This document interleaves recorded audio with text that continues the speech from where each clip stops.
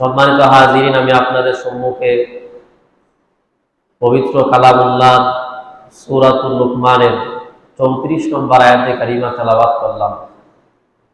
আয়াতের সাথে সামঞ্জস্যপূর্ণ বিশ্ব মানবতার মুক্তির দূত জনাবে রাসূলুল্লাহ সাল্লাল্লাহু আলাইহি সাল্লামের অসংখ্য অগণিত হাদিসে মুবারাকা থেকে একখানা হাদিসে কারিমা পাঠ করলাম।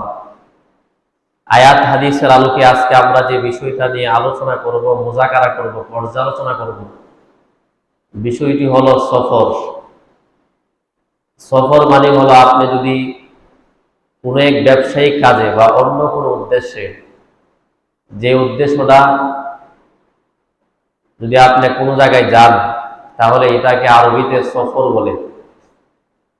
এই সফরটা যদি আপনার যদি ইসলামী শরিয়া মোতাবেক হই, নবীজির বলে দেওয়া পদ্ধতি সিস্টেম অনুযায়ী হই, তাহলে এই সফর করার দ্বারাও আমি আপনার আমলনামায় আল্লাহ তাআলা নেকি দান করবেন।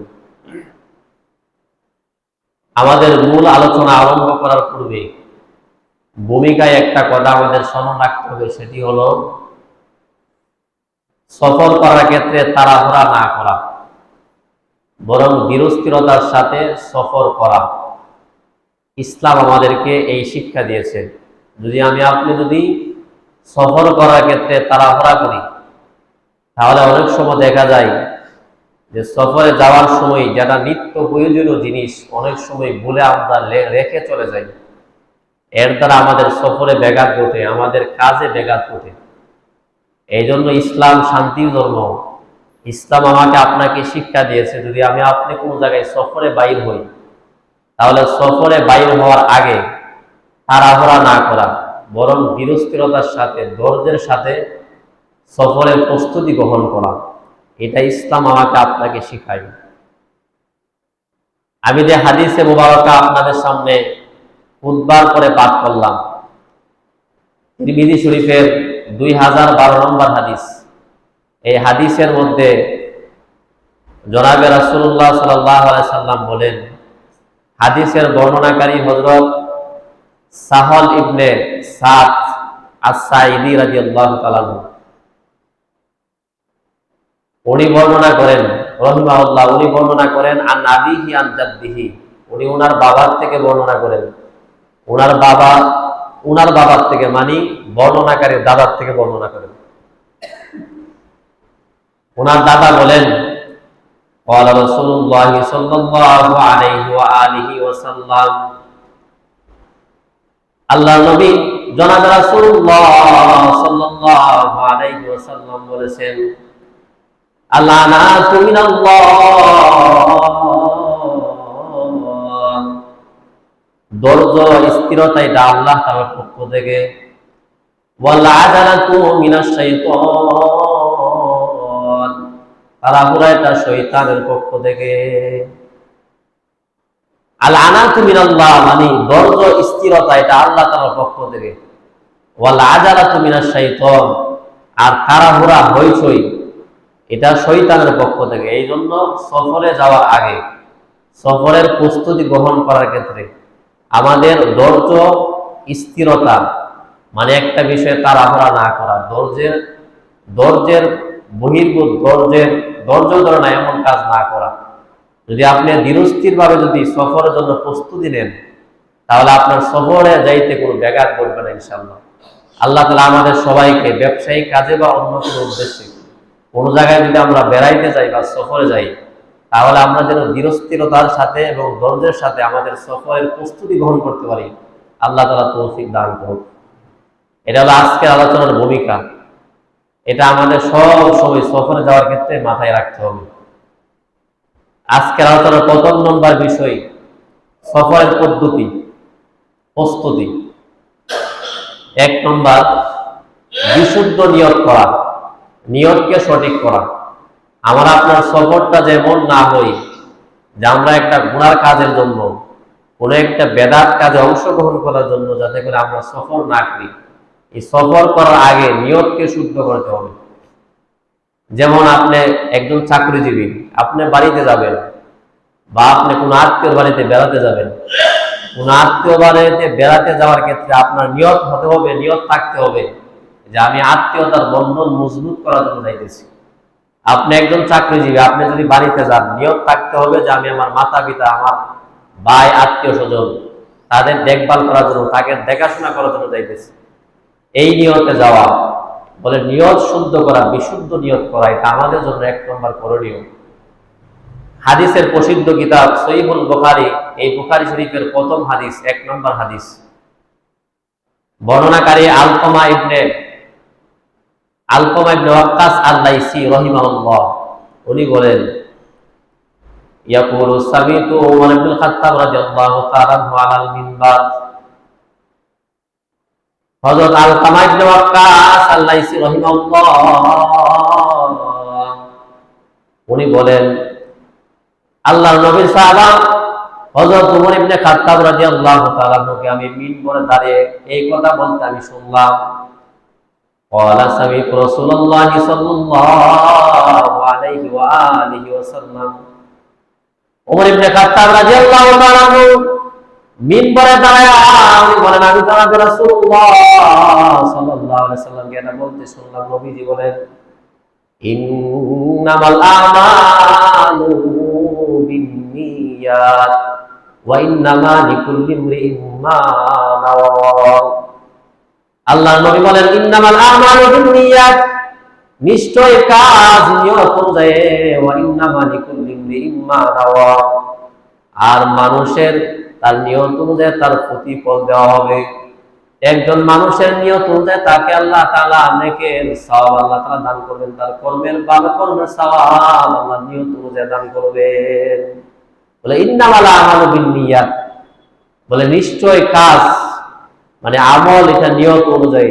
নিয়ত যার যত মজবুত হবে, নিয়ত যার যত সঠিক হবে, বলে এই ক্ষেত্রে তার আমলের সওয়াবের পরিমাণ সেই অনুযায়ী আল্লাহ তাআলা দান করবেন। এটা হলো 1 নম্বর। 2 নম্বর বিষয়টা হলো যে আল্লাহ তাআলার নিকট সকল পাপ থেকে তওবা করা। কারণ আমি আপনি সফরে যাইতেছি বা কোন জায়গায় বেড়াইতে যাইতেছি, আল্লাহ না করুক হতে পারে যে আমার আপনার সফরটা জীবনের শেষ সফর হতে পারে। অনেকে গাড়ি অ্যাক্সিডেন্ট করে মারা যায়, যারা নৌপথে চলে, নদীমাতৃক দেশগুলোতে যারা চলে, নৌকা ডুবে বা বিভিন্ন স্টিমার লঞ্চ ডুবে মারা যায়। বলে হতে পারে আমার আপনার জীবনের শেষ সফর। এই জন্য সফরে যাওয়ার আগে আমার আপনার জন্য উচিত হলো তওবা করা, গুনাহের জন্য তওবা করা। এবং বান্দার, কোনো বান্দা যদি আমার আপনার কাছে হক পেয়ে থাকে, প্রাপ্য অধিকার পেয়ে থাকে, তার হক প্রাপ্য অধিকার তার কাছে ফিরিয়ে দেওয়া, এই দিকে লক্ষ্য রাখা। আমি যে আয়াতে কারিমা তেলাওয়াত করলাম সূরাতুল লুকমানের 34 নম্বর আয়াত, আয়াতের মধ্যে আল্লাহ তাআলা বলেন, ইন্নাল্লাহা ইনদাহু ইলমুস সাআহ ওয়া ইউনাজ্জিলুল গায়ব ওয়া ইয়া'লামু মা ফিল আরহাম ওয়া মা তাদরি নাফসুম মাযা তাকসিবু গাদা ওয়া মা তাদরি নাফসুম বিআইয়ি আরদিন তামুত। ইন্নাল্লাহা ইনদাহু ইলমুস সাআহ, নিশ্চয়ই কিয়ামতের খবর একমাত্র আল্লাহ তাআলা জানেন, দুনিয়ার আর কেউ জানে না কিয়ামত কবে হবে, কখন হবে। ওয়া ইউনাজ্জিলুল গায়ব, আল্লাহ তাআলা বৃষ্টি বর্ষণ করেন, কোন জায়গায় কখন বৃষ্টি দিবেন, কোন জায়গায় কখন আল্লাহ তাআলা বৃষ্টি বর্ষণ করবেন একমাত্র আল্লাহ তাআলা জানেন। ওয়া ইয়ালামু মা ফিল আরহাম, মায়ের রেহেমের মধ্যে সন্তানটা ছেলে হবে না মেয়ে হবে, সন্তানটা কেমন হবে, সন্তান হবে কি হবে না, এই বিষয়ে আল্লাহ তাআলা জানেন। ওয়া মা তাদরি নাফসুম মাযা তাকসিবু গাদা, আর কেউ জানে না সে আগামীকাল কি অর্জন করবে, কি উপার্জন করবে, তার কি রিজিক হবে, ওই জিনিস সম্পর্কে দুনিয়ার কেউ জানে না। ওয়া মা তাদরি নাফসুম বিআইয়ি আরদিন তামুত, এবং কোন জায়গায় কেউ জানে না, কোন জায়গায় সে মৃত্যুবরণ করবে, কোন জায়গায় সে মারা যাবে। যেহেতু আপনি জানেন না, এই জন্য বলে সফরে যাওয়ার আগে তওবা করা, এটা আমাদের 2 নম্বর করবে। 3 নম্বর, লেনদেন বা ওসিয়ত থাকলে লিপিবদ্ধ করে রাখা। কথার কথায় রাগেরটা গেছে যে ক্ষমা চাও, এখন আপনি বা অধিকারের প্রাপ্য তার কাছে পৌঁছে দেওয়া। আপনি পারেন নাই বলে আপনি লিখা রাখেন। আপনি যদি লিখা রাখেন, আল্লাহ না করে আপনি সফরে গিয়ে মারা গেছেন বা কোনো জায়গায় বেড়াইতে গিয়ে মারা গেছেন, তাহলে আপনার সন্তানরা ওই লেখা কাগজ দেখে আপনার হকগুলো আদায় করতে পারবে, আপনার ওসিয়তটা শরীয়ত সম্মত হলে পরিপূর্ণ করতে পারবেন। এই জন্য লিপিবদ্ধ করে রাখা। কিতাবের নাম বুখারী শরীফ। এই বুখারী শরীফের 2738 নম্বর হাদিস, 2738। বর্ণনাকারী হযরত সাখার রাহিমাহুল্লাহ, ওনার বর্ণনা। উনি বলেন, সাখার রাহিমাহুল্লাহ ওনার বর্ণনা, হযরত আব্দুল্লাহ ইবনে ওমর রাদিয়াল্লাহু তাআলা উনি বলেন, قال رسول الله صلى الله عليه وآله وسلم, হযরত আব্দুল্লাহ ইবনে ওমর রাদিয়াল্লাহু তাআলা বর্ণনা তিনি বলেন, নবীজি জনাব রাসূলুল্লাহ সাল্লাল্লাহু আলাইহি ওয়াসাল্লাম বলেন, মা হাক্কুম বিল মুসলিমিন লাহু শাইউন ইউসি ফি ইয়াবিতু লাইলাতাইন ইল্লা ওয়া ওয়াসিয়াতু মাকতুমাতুন ইনদা। নবীজি বলেন যে কোন একটা মুসলমানদের জন্য উচিত নয় তার কাছে ওসিয়তযুক্ত একটা সম্পদ তার কাছে আছে, একটা সম্পদ তার কাছে মওজুদ আছে, মওজুদ থাকার পরেও 2 রাত মানুষটা অতিক্রম করলো, অথচ ওয়াসিয়াতুহু মাকতুবাতুন ইনদা, সে ওসিয়তকৃত বিষয়টা লিপিবদ্ধ করে রাখে নাই, এটা মুসলমান যারা তাদের জন্য উচিত না। বলে মুসলমান এটা করতে পারে না। বলে মুসলমান তো এমন, বলে কোন একটা বিষয়ে ওসিয়ত থাকলে বা কোন পাওনাদারের পাওনা থাকলে লিপিবদ্ধ করে খাতায় রেখে দিবি, লিপিবদ্ধ করে রাখা, নিজে না করে অন্য কারণে লিপিবদ্ধ করে রেখে দিবি। এটা মুসলমানদের জন্য উচিত এই কাজটা করা। এটা হলো আজকের আলোচনা 3 নম্বর। 4 নম্বর, কোন মহিলারা মা বোনরা যদি সফর করতে চায়, বলে মাহরাম ব্যক্তি ছাড়া, যাদের সাথে বিবাহ করা হারাম এমন ব্যক্তি ছাড়া সফর করা জায়েজ নাই তাদের জন্য। মানে মাহরাম সহ সফর করা, মাহরাম ব্যতীত সফর না করা মা বোনদের জন্য, মহিলাদের জন্য। বুখারী শরীফের 1862 নম্বর হাদিসের বর্ণনা। বর্ণনাকারী হযরত ইবনে আব্বাস রাদিয়াল্লাহু তাআলা আর ইবনে আব্বাস রাদিয়াল্লাহু তাআলা قال قال النبي صلى الله عليه واله وسلم, আল্লাহর নবী সাহাবা হযরত ইবনে আব্বাস রাদিয়াল্লাহু তাআলা তিনি বলেন, নবীজি বলেন, আল্লাহর নবী বলেন, একজন মহিলার জন্য উচিত নয় যে মহিলা সফর করবে ইল্লা ওয়া গায়রু মাহরিমিন, তার মাহরাম ব্যক্তি ব্যতীত মহিলাদের জন্য সফর করা বৈধ না। বলে ইল্লা গায়রু মাহরিমিন, জি মাহরামিন মানে গায়রে মাহরাম ছাড়া যেই সমস্ত পুরুষদের সাথে বিবাহ বন্ধনে আবদ্ধ হওয়া বৈধ নয়, জায়েজ নাই, তাদের ছাড়া সফর করা কোনো জায়গায় যাওয়া মহিলাদের জন্য জায়েজ নাই। এটা হলো 4 নম্বর। 5 নম্বর যে বিষয়টা হলো সফরে যাওয়ার সময়ে বলে বুজুর্গদের কাছ থেকে উপদেশ নেওয়া, মুরব্বীদের কাছ থেকে উপদেশ নেওয়া, পরামর্শ করে যাওয়া, এটা সুন্নাহ সম্বলিত একটা আমল। কিতাবের নাম তিরমিজি শরীফ। এই তিরমিজি শরীফের 3445 নম্বর হাদিস, 3445। বর্ণনাকারী আবু হুরায়রা রাদিয়াল্লাহু তাআলা আন নবী হুরায়রা রাদিয়াল্লাহু তাআলা আন্না রাজুলান, আল্লাহ নবী সাহাবা হযরত আবু হুরায়রা রাদিয়াল্লাহু তাআলা তিনি বলেন, একজন ব্যক্তি, ওই ব্যক্তিটা ক্বালা ইয়া রাসূলুল্লাহ, ওই ব্যক্তিরা বলল, ইয়া রাসূলুল্লাহ, হে আল্লাহর রাসূল, ইন্নী উরিদু আন মুসাফিরা, আমি সফরে যাওয়ার ইচ্ছা করেছি, সফরে যাওয়ার নিয়ত করেছি, ফাউসিনি, আপনি আমাকে ওসিয়ত করেন, আপনি আমাকে উপদেশ দেন, আপনি আমাকে নসিহত করেন। একজন ব্যক্তি জনাব রাসূলুল্লাহ সাল্লাল্লাহু আলাইহি ওয়াসাল্লামের সামনে দাঁড়ায় বললেন, আমি সফরে যাওয়ার ইচ্ছা করেছি, সফরে যাওয়ার নিয়ত করেছি, আপনি আমাকে উপদেশ দেন। আউসিনি, আপনি আমাকে উপদেশ দেন, আপনি আমাকে দিক নির্দেশনা দেন, আপনি আমাকে নসিহত করেন। এটা একজন ব্যক্তি বলল। জনাব রাসূলুল্লাহ সাল্লাল্লাহু আলাইহি ওয়াসাল্লাম বললেন, আলাইকা বিতাকওয়াল্লাহ, আমি তোমাকে 1 নম্বর উপদেশ দিতেছি, 1 নম্বর নসিহত করতেছি, তুমি আল্লাহ তাআলাকে ভয় করবা। সফরে যাওয়ার সময়, সফরে যাওয়ার পরেও সর্ব অবস্থায় তুমি আল্লাহ তাআলাকে ভয় করবা, তাকওয়া অবলম্বন করবা। 2 নম্বর নবীজি বলেন ওয়াত্তাকবীরি আলা কুল্লি শারাফ, এবং তুমি প্রত্যেক উঁচু জায়গায় ওঠার সময় তুমি তাকবীর বলবা, মানে আল্লাহু আকবার বলবা। প্রত্যেক উঁচু জায়গায় ওঠার সময় আল্লাহু আকবার বলা, বলে নিচু জায়গায় আসলে সুবহানাল্লাহ বলা। কথার কথা, আপনি জাঙ্গালে বড় যাইতেছেন, রাস্তার মধ্যে আপনি ব্রিজ পান, এই ব্রিজের মধ্যে কিন্তু উঠতে একটু উঁচা, বলে এই উঁচা জায়গায় যখন উঠবেন আল্লাহু আকবার বলবেন। ব্রিজ থেকে নামার সময় নিচু জায়গা, বলে নিচু জায়গায় নামবেন সুবহানাল্লাহ বলবেন। এটা সুন্নাহ সম্মিলিত আমল।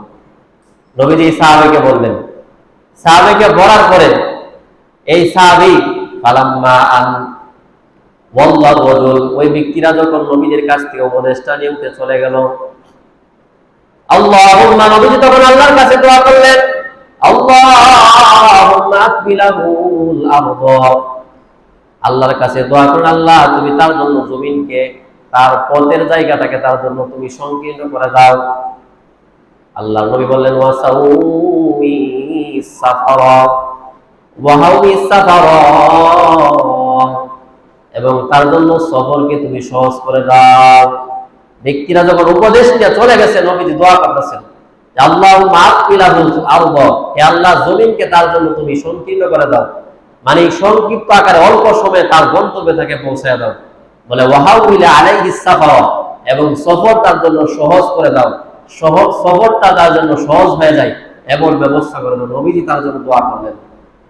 বলে এই যে দোয়াটা আপনি যদি আমলটা করেন, সফরে যাওয়ার সময় নবীজি উপদেশ গ্রহণ করা, আমাদের মূল আলোচ্য বিষয় হলো যে সফরে যাওয়ার সময় মুরব্বী বুজুর্গদের কাছ থেকে উপদেশ নেওয়া, দিক নির্দেশনা নেওয়া। নিলে দেখবেন তো না, আপনি সফরে যাওয়ার সময় বিপদে পড়বেন না, মুসিবতে আপনি পড়বেন, আল্লাহ আপনাকে হেফাজত করবে। এই দিকে খেয়াল রাখা, এটা হলো 5 নম্বর। 6 নম্বর যে বিষয়, এটা হলো সকাল সকাল সফরে বের হওয়া, বাড়ির দিনের প্রথমাংশে সফরে বের হওয়া। কারণ সকাল সকাল সফর করা, সকাল সকাল কোন একটা কাজ করা, সকালের জন্য নবীজি বরকতের দোয়া করছেন। আজকে সবচেয়ে আফসোসের বিষয়, আমরা সকালবেলা ঘুমাই, বলে সারা রাত্র জাগ্রত থাকি, সকাল হলে ঘুম 10টা 11টা। এটা আবার ভিআইপি পরিবার। আমরা মনে করি যে যত সকালে বেশি ঘুমাইতে পারবে সে তত ভিআইপি পাচ্ছেন, সে তত ভিআইপি লোক। অথচ নবীজি দোয়া করছেন সকাল বরকতপূর্ণ, সকালের আবহাওয়া আপনি যদি এটা আপনার শরীরে লাগান, দেখবেন সারাটা দিন কত আরামে যান। সকালের আবহাওয়া এটা কিন্তু বেজাল মুক্ত একটা আবহাওয়া। এটা আপনি যদি গ্রহণ করেন, আপনি যদি শ্বাস সকালবেলা নেন, বাহির করেন। এই জন্য বিশেষজ্ঞ যারা, স্বাস্থ্য সম্পর্কে যারা বিশেষজ্ঞ, তাদের অভিমত হলো যে সকালবেলা গাছের কাছে গিয়ে আপনি হাত রাখার পরে বড় বড় শ্বাস নিবেন, বাহির করবেন। নিলে আল্লাহ তাআলা আপনাকে অনেক রোগ থেকে আল্লাহ তাআলা আরোগ্যতা দান করবেন। বলে এটা ডাক্তারদের অভিমত। এই জন্য সকাল এটা বরকতপূর্ণ একটা জিনিস। হাদিসের একটা কিতাব ইবনে মাজাহ শরীফের 2236 নম্বর হাদিসের বর্ণনাকারী হযরত সাখার রাহিমাহুল্লাহ, ওনার বর্ণনা। উনি বলেন নবীজি দোয়া করছেন, আল্লাহুম্মা বারিক লি উম্মতি ফি বুকুরিহা। আল্লাহর নবী জনাব রাসূলুল্লাহ সাল্লাল্লাহু আলাইহি ওয়াসাল্লাম বলেন, আল্লাহুম্মা বারিক লি ফি উম্মতি ফি বুকুরিহা। হে আল্লাহ, আমার এই উম্মতের জন্য সকালটাকে বরকতপূর্ণ করে দেন, সকালের মধ্যে তাদেরকে আপনি বরকত দান করুন। বলে সকালবেলা যদি আপনি একটা কাজ আরম্ভ করেন, দেখবেন অল্প সময়ের মধ্যে কাজটা দেখবেন তো অনেক আসান হয়ে যায়, সহজ হয়ে যায়। এই জন্য মুরব্বিরা অনেক সময় হইতো যে সকালবেলা কাজ অনেক আগা। আসলে আপনি দেখবেন যাচাই করে যে সকালবেলা যদি আপনি একটা কাজ করেন, কোন একটা কাজ যদি আপনি আরম্ভ করেন সকালবেলা, নবীজি দোয়া করছেন। হযরত সাকার রাহিমাহুল্লাহ সম্পর্কে অভিমত আসছে যে উনি এই হাদিসটা উনি শোনার পর, নবীজির থেকে বর্ণনা করার পর, উনি সব সময় যখন যুদ্ধে উনি কোনো মুজাহিদ বাহিনী প্রেরণ করতেন, সকাল সকাল প্রেরণ করতেন। দেখা যাইতো অল্প মুজাহিদ বাহিনী হাজার হাজার কাফেরদের মোকাবেলায় যথেষ্ট হয়ে যাইতো, বিজয় নিয়ে আসতো। বলে শুধুমাত্র তাই না, বলে সাকার রাহমাতুল্লাহ উনি একজন ব্যবসায়িক ছিলেন। ওয়াকানা সাকারুত তাজিরা, উনি একজন ব্যবসায়িক ছিলেন। উনি যখন ওনার ব্যবসার মালামাল আসবাবপত্র উনি যখন প্রেরণ করতেন, উনি যখন কোনো জায়গায় সিরিয়াতে পাঠাইতেন বা কোনো জায়গায় পাঠাইতেন ব্যবসার মালামাল, সকাল সকাল পাঠাইতেন। এই সকাল সকাল পাঠানোর কারণে, অল্প দিনের ব্যবসার কারণে আল্লাহ তাআলা ওনাকে অনেক ধন সম্পদের মালিক বানাই দিয়েছে। মানে অল্প সময়ে অল্প পুঁজিতে উনাকে আল্লাহ তাআলা অনেক সম্পদের মালিক বানাই দিয়েছে, ব্যবসায়ী। কারণ উনি সকালবেলায় বরকতপূর্ণ সময়, সকালবেলা শোনার পর উনি সকালবেলা ওনার ব্যবসার মালামাল উনি প্রেরণ করতেন। এই জন্য আমরাও আজকের থেকে কোনো কাজ করলে বা কোনো একটা ব্যবসা বা যে কোনো একটা জায়গায় যদি আপনি সফর করি বা যাই, ব্যবসায়িক কাজে হোক অন্য কোনো কাজে হোক, সকাল সকাল চেষ্টা করবেন, দেখবেন আল্লাহ এতে অনেক বরকত দান করবেন। এটা হলো 6 নম্বর। 7 নম্বর যে বিষয়টা হলো প্রয়োজনে রাত্রেবেলা সফর করা। প্রয়োজনে রাত্রেবেলা সফর করা। যদি আপনি সকালবেলা পারেন নাই, বলে রাত্রেবেলা সফর করেন। রাত্রেবেলা আমি আপনি যদি সফর করি, তাহলেও আল্লাহ তাআলা আমার আপনার জন্য এই যে সফর, যেই জায়গায় আপনি যাবেন, এই জায়গায় যাওয়াটা আপনার জন্য সংকীর্ণ করে দেবে। মানে অল্প সময়ের মধ্যে আপনি অনেক লম্বা চড়া জার্নি করতে পারবেন, সফর করতে পারবেন। কিতাবের নাম আবু দাউদ শরীফ। আবু দাউদ শরীফের 2571 নম্বর হাদিস, 2571, বর্ণনাকারী হযরত আনাস ইবনে মালিক রাদিয়াল্লাহু তাআলা। আনাস ইবনে মালিক রাদিয়াল্লাহু তাআলা উনি বলেন, আনাস ইবনে মালিক রাদিয়াল্লাহু তাআলা قال قال رسول الله صلى الله عليه واله وسلم। নবীজি সাহাবা হযরত আনাস ইবনে মালিক রাদিয়াল্লাহু তাআলা তিনি বলেন, নবীজি বলেন, ইযা খারাজাতির রাজুলু মিন বাইতি, তোমাদের মধ্যে কেউ যখন তার ঘর থেকে বাইরে হয় সফরের নিয়তে, আলাইকুম, নবীজি বলেন আলাইকুম, তার জন্য উচিত হলো, ওই ব্যক্তির জন্য উচিত হলো রাত্রেবেলা, রাত্রের শুরুর দিকটা বাইর হয়ে যাওয়া। নবীজি বলেন ফাইন্না ইয়াতুবিনাহু বিল্লাইলি, কারণ রাত্রেবেলা আল্লাহ তাআলা রাস্তাকে সংকীর্ণ করে দেয়, সফর রাস্তাকে আল্লাহ সংকীর্ণ করে দেয়। অল্প সময়ের মধ্যে, দিনের বেলা আপনি লম্বা সময়ের মধ্যে জার্নি করে যতটুকু যাইবেন, রাত্রেবেলা আল্লাহ তাআলা আপনার সফর যদি আরম্ভ করেন, তাহলে রাত্রেবেলা আল্লাহ অল্প সময়ের মধ্যে ওই জায়গার মধ্যে আল্লাহ আপনাকে পৌঁছে দিবে। রাত্রেবেলা জার্নি করা, সফর করা, এটা হলো 7 নম্বর। 8 নম্বর, যে আত্মীয় স্বজন আপনার কাছে একজন আসছে, বা আপনার বাড়ির থেকে একজন অতিথি সে সফরে যাবে বা কোনো একটা ব্যবসায়িক কাজে বাইরে থেকে বাইর হবে, তাহলে আপনার জন্য করণীয় কি? এটা হলো 8 নম্বর। আবু দাউদ শরীফ, এই আবু দাউদ শরীফের 2600 নম্বর হাদিসের বর্ণনা, 2600 হাদিসের বর্ণনা। বর্ণনাকারী হযরত আযা রাহিমাহুল্লাহ, উনি একজন তাবী। ওনার বর্ণনা, উনি বলেন, আনা আযা রাহিমাহুল্লাহ, হযরত আযা রাহিমাহুল্লাহর বর্ণনা, উনি বলেন, ক্বালা রাসূলুল্লাহ সাল্লাল্লাহু আলাইহি ওয়া আলিহি ওয়াসাল্লাম, জনাবে রাসূলুল্লাহ সাল্লাল্লাহু আলাইহি ওয়াসাল্লাম বলেন, ইযা খারাজার রাজুলু মিন বাইতিহি, যখন কোন একজন ব্যক্তি তার ঘর থেকে বাইর হবে, কোন একজন ব্যক্তি যখন তার ঘর থেকে বাইর হবে, তখন তার স্বজনরা, তার কাছের মানুষগুলা তখন আল্লাহর কাছে বলবে, আস্তাউদিউল্লাহ দীনাকা ওয়া আমানাতাকা ওয়া খাওয়াতিম আলাইকা, আস্তাউদিউল্লাহ দীনাকা, সে বলবে আমি আল্লাহর কাছে আশ্রয় চাইতেছি, আল্লাহর কাছে আমি প্রার্থনা করতেছি, দীনাকা, আল্লাহ যেন তোমার দ্বীনকে, তোমার ধর্মকে আল্লাহ যেন হেফাজত করে, ওয়া আমানাতাকা, তোমার আমানতকে হেফাজত করে, ওয়া খাওয়াতিম আমালিকা, তোমার এই মুহূর্তের শেষের আমলটা যেন আল্লাহ তাআলা হেফাজত করে। এই দোয়া দরখাস্ত আমি আল্লাহ তাআলার কাছে করতেছি। আমরা অনেকে মনে করি যে সকালবেলা যদি পরিবারের যিনি অভিভাবক, দায়িত্বশীল, উনি যদি বাইর হতো, তাহলে জারু না দিয়ে ওনারে ঘর থেকে বাইর করা যেত।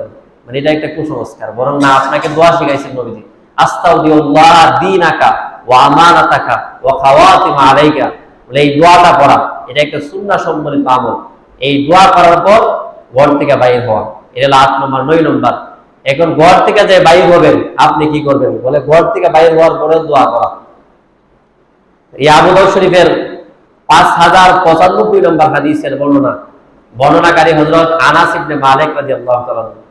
আনাস ইবনে মালিক রাদিয়াল্লাহু তাআলা قال قال رسول الله صلى الله عليه واله وسلم, আল্লাহর নবী সাহাবা হযরত আনাস ইবনে মালিক রাদিয়াল্লাহু তাআলা বর্ণনা, তিনি বলেন, জনাবে রাসূলুল্লাহ সাল্লাল্লাহু আলাইহি সাল্লাম বলেন, কোন একজন ব্যক্তি যখন তার ঘর থেকে বাইর হবে, ফায়াকুলু, সে বলবে, বিসমিল্লাহি তাওয়াক্কালতু আলাল্লাহ লা হাওলা ওয়ালা ইল্লা বিল্লাহ। ওই ব্যক্তিরা যখন ঘর থেকে বাইর হওয়ার পর দোয়াটা পড়বে, আপনি ঘর থেকে বাইর হওয়ার পর বাম পা রাখবেন, রাখার পর দোয়াটা যখন পড়বেন, বিসমিল্লাহি তাওয়াক্কালতু আলাল্লাহ লা হাওলা ওয়ালা কুওয়াতা ইল্লা বিল্লাহ। জনাবে রাসূলুল্লাহ বলেন, ওই মানুষটা আবার বাড়িতে আসা পর্যন্ত আল্লাহ তাআলা ওই মানুষটাকে হেফাজতের জিম্মাদার দায়িত্ব আল্লাহ নিজের উপর অর্পণ করে নেয়। আল্লাহ দায়িত্ব নিয়ে নিয়েছেন, আপনাকে হেফাজত করবে, আল্লাহ রক্ষণাবেক্ষণ করবে, তা আপনার জন্য কোনো টেনশন নাই।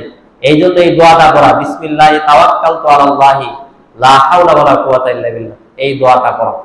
10 নম্বর, আপনি ঘর থেকে বাইরে হলেন, দোয়াটা পড়লেন, পড়ার পরে এখন আপনি কি করবেন? নবীজি কি করতেন? রাউদাহ শরীফের 5094 নম্বর হাদিস, এই হাদিসের আগের হাদিস, বর্ণনাকারী উম্মে সালামা রাদিয়াল্লাহু তাআলা আনহা, উনার বর্ণনা, উনি বলেন, মা খারাজান নবী সাল্লাল্লাহু আলাইহি ওয়া আলিহি ওয়াসাল্লাম মি ফি বাইতি ক্বাত্তু ইল্লা রাফা তারফাহু ইলা সামা। জনাবে রাসূলুল্লাহ সাল্লাল্লাহু আলাইহি ওয়াসাল্লাম যখনই আমার ঘর থেকে বাইরে হতেন, এমন কোনোদিন হয় না নবীজি ঘর থেকে বাইরে হওয়ার পর নবীজি আকাশের দিকে এরকম ভাবে তার মাথাটা, তার চেহারাটা আকাশের দিকে উঠান না, এমন কোনোদিন হয় না, মানে কোনোদিন এরকম করেন নাই। ইল্লা ওয়াফা তারফাউ ইলা সামা, নবীজি তার চেহারাটাকে আকাশের দিকে করতেন।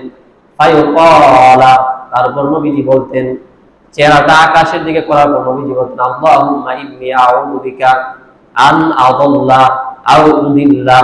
হে আল্লাহ, আমি আপনার নিকট আশ্রয় চাইতেছি, আপনার নিকট আমি আশ্রয় প্রার্থনা করতেছি পথভ্রষ্ট হওয়া বা পথভ্রষ্ট করা থেকে, আও আজিল্লা আও উযাল্লা, এবং আমি আপনার নিকট আশ্রয় প্রার্থনা করতেছি গুনাহ করা এবং গুনার দিকে উৎসাহিত করা থেকে। নিজেও গুনাহ করব না, অন্যকে গুনার দিকে উৎসাহিত করব না, এই থেকে আপনার নিকট আশ্রয় প্রার্থনা করতেছি। আও আসলামা আও মুসলিমা, আল্লাহ তাআলা নিকট নবীজি বলতেন, হে আল্লাহ, আমি আপনার নিকট আশ্রয় চাইতেছি আমি কোন মানুষের উপর জুলুম করব না এবং জুলুমকারীদেরকে আমি প্রশ্রয় দেব না, এই ব্যাপারে আমি আপনার নিকট আশ্রয় প্রার্থনা করতেছি। তারপর নবীজি বলেন, আও আসলা আও আজহালা আও ইজহালা আলাইয়া, এবং মূর্খতা প্রকাশ করা, জাহিলিয়াত প্রকাশ করা, প্রকাশ হওয়া, সাহায্য সহযোগিতা করা থেকে আমি আপনার নিকট আশ্রয় প্রার্থনা করতেছি।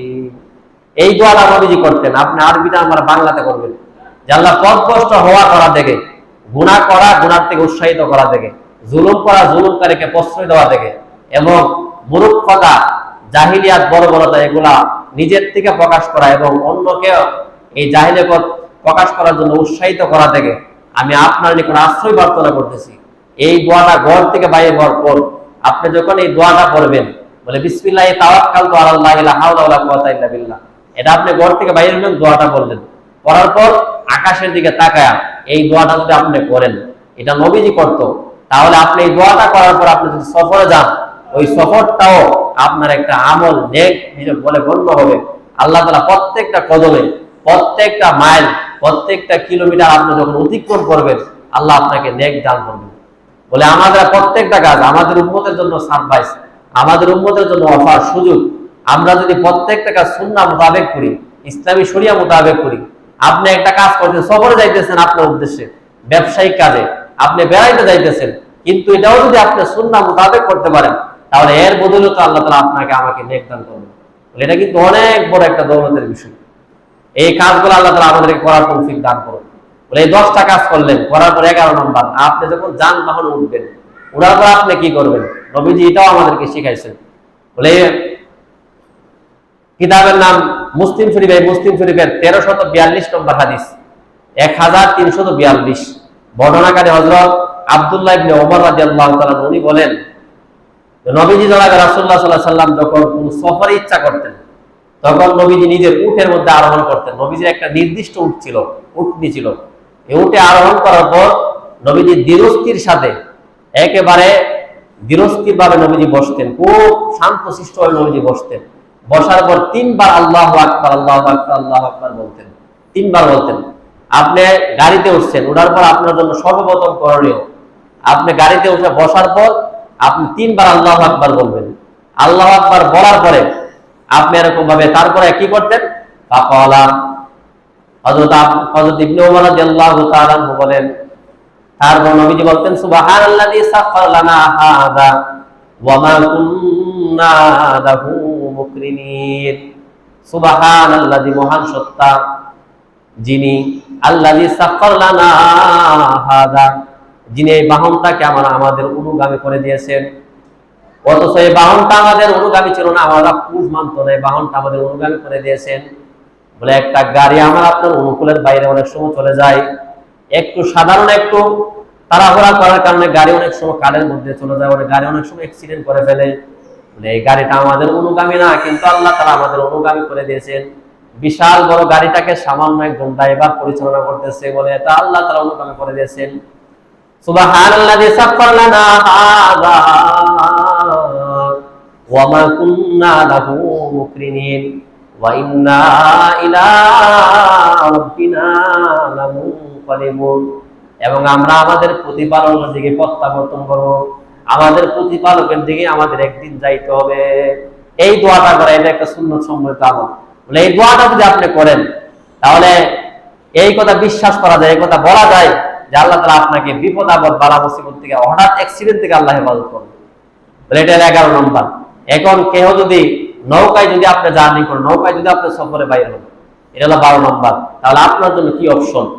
বলে সূরাতুল হুদের 41 নম্বর আয়াতের মধ্যে আল্লাহ তাআলা এই দোয়াটা শিখিয়ে দিয়েছেন।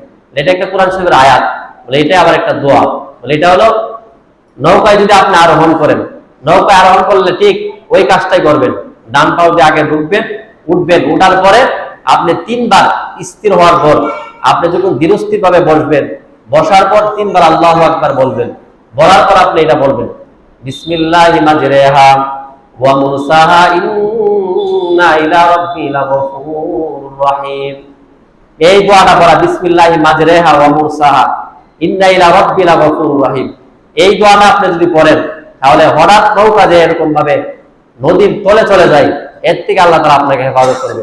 এই হলো সফর সম্পর্কে 12টা বিষয় বললাম। এটা আবার একটু পুনরাবৃত্তি করি। একটা হলো নিয়তকে বিশুদ্ধ করা, মানে বিশুদ্ধ নিয়ত করা, ভালো নিয়তে সফর করা, কোনো গুনাহের জন্য, কোনো নাচ গান এগুলোর জন্য সফর না করা, এটা হলো 1 নম্বর। 2 নম্বর আল্লাহ তাআলার কাছে সমস্ত পাপ থেকে তওবা করা, ক্ষমা চাওয়া। 3 নম্বর লেনা দেনা বা আপনার যদি কোনো ওসিয়ত থাকে এটা লিপিবদ্ধ করে রাখা। 4 নম্বর মা বোনেরা, মহিলারা যদি সফর করতে চায়, তাহলে সফর মাহরাম ছাড়া ভিন্ন কোনো পুরুষের সাথে সফর না করা। বলে মাহরাম মানে যাদের সাথে বিবাহ করা জায়েজ নাই তাদেরকে মাহরাম বলে। যেমন আপনার বাবা, আপনার ভাই, আপন ভাই, আবার চাচাতো ভাই না, চাচাতো ভাইয়ের সাথে বিবাহ করা জায়েজ।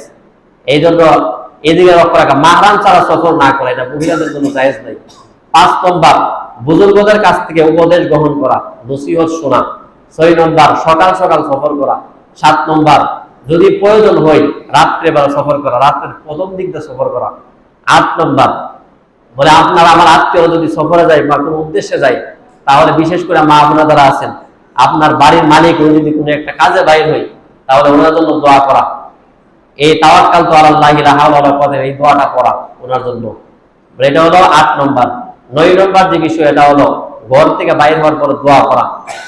10 নম্বর যে ঘর থেকে বাইর হওয়ার পর দোয়া করার পরে বাহিরে আসার পর আকাশের দিকে চেহারা করে একটা দোয়া, এই দোয়াটা পড়া।